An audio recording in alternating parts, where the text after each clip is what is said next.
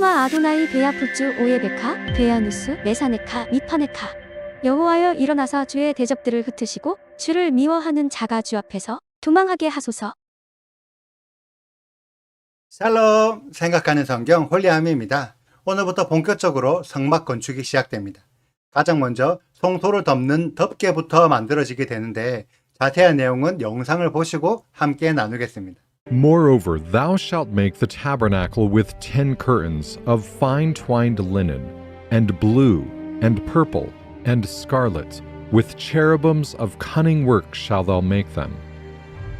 The length of one curtain shall be 8 and 20 cubits, and the breadth of one curtain 4 cubits.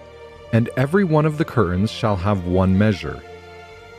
The 5 curtains shall be coupled together one to another, and other 5 curtains shall be coupled one to another. And thou shalt make loops of blue upon the edge of the one curtain, from the selvage in the coupling. And likewise shalt thou make in the uttermost edge of another curtain, in the coupling of the second. 50 loops shalt thou make in the one curtain, and 50 loops shalt thou make in the edge of the curtain that is in the coupling of the second, that the loops may take hold one of another. And thou shalt make 50 taches of gold, and couple the curtains together with the taches, and it shall be one tabernacle. And thou shalt make curtains of goat's hair, to be a covering upon the tabernacle. 11 curtains shalt thou make. The length of one curtain shall be 30 cubits, and the breadth of one curtain 4 cubits. And the 11 curtains shall be all of one measure. And thou shalt couple 5 curtains by themselves, and 6 curtains by themselves, and shalt double the 6th curtain in the forefront of the tabernacle. And thou shalt make 50 loops on the edge of the one curtain that is outmost in the coupling, and 50 loops in the edge of the curtain which coupleth the second. And thou shalt make 50 taches of brass, and put the taches into the loops, and couple the tent together, that it may be one. And the remnant that remaineth of the curtains of the tent, the half curtain that remaineth, shall hang over the backside of the tabernacle. And a cubit on the one side, and a cubit on the other side of that which remaineth in the length of the curtains of the tent. It shall hang over the sides of the tabernacle on this side and on that side, to cover it.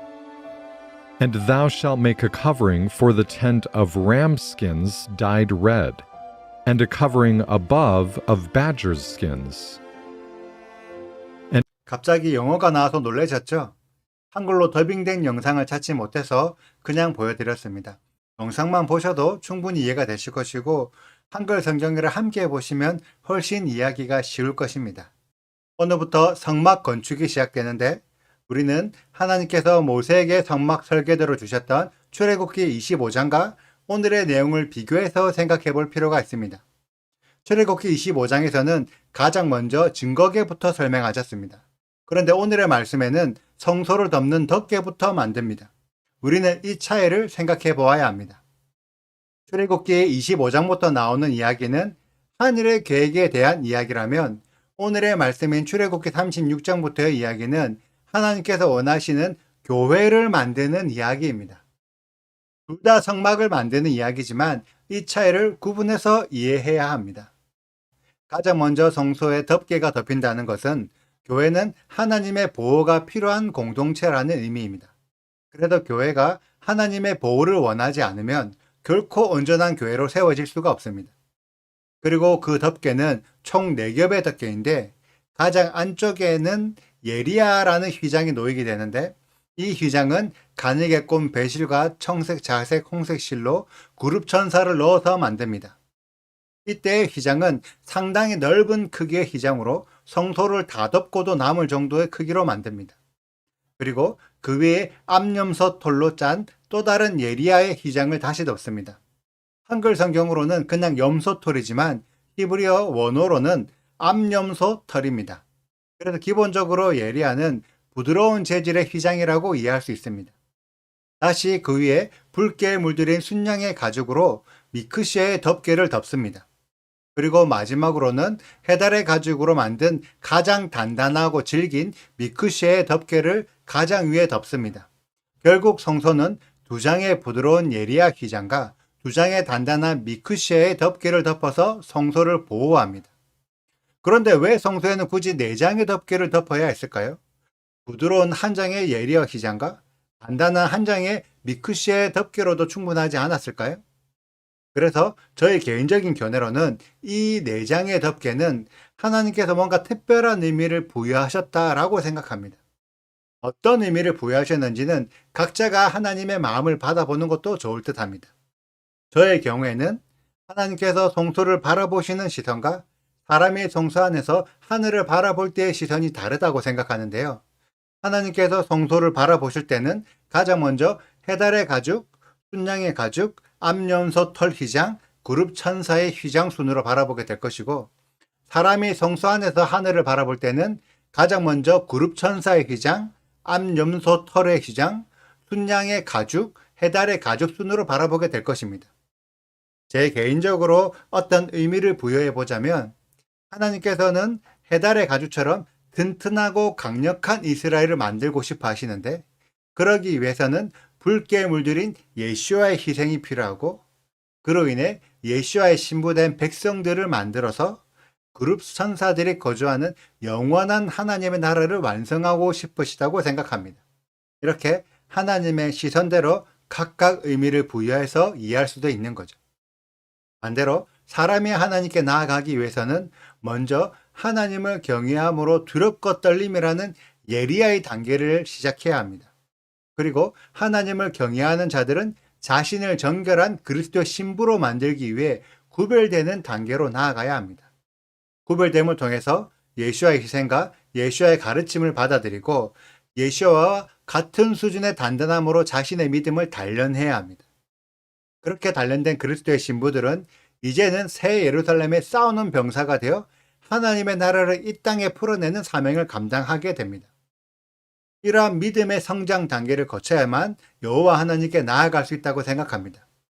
이런 해석은 저의 지극히 개인적인 해석으로 모든 사람이 이렇게 이해해야 한다고 생각하지는 않습니다.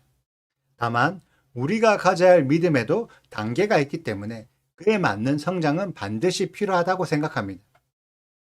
오늘의 말씀을 통해서 우리는 성소의 덮개에 대해 알아보았습니다. 이 덮개가 교회라면 하나님께서 세우신 교회는 성도들을 더욱 단단한 믿음으로 성장시켜야 할 의무가 있습니다. 그리스도를 믿는 믿음이 전부가 아니라는 것이죠. 그 믿음으로 이제는 무엇을 할 것이냐? 해달의 가죽은 순양의 가죽을 보호하고, 순양의 가죽은 암염소 털의 휘장을 보호하고, 암염소 털의 휘장은 그룹 천사의 휘장을 보호합니다. 그리고 그 그룹 천사의 휘장은 가장 큰 사이즈를 가지고 있습니다. 결국 믿음의 사람들은 자신보다 연약한 믿음을 가진 사람을 보호하며 그들을 더 단단한 믿음으로 성장시켜 줄 책임이 있다고 생각합니다. 이러한 훈련 과정들이 교회 안에서 이루어져야 합니다.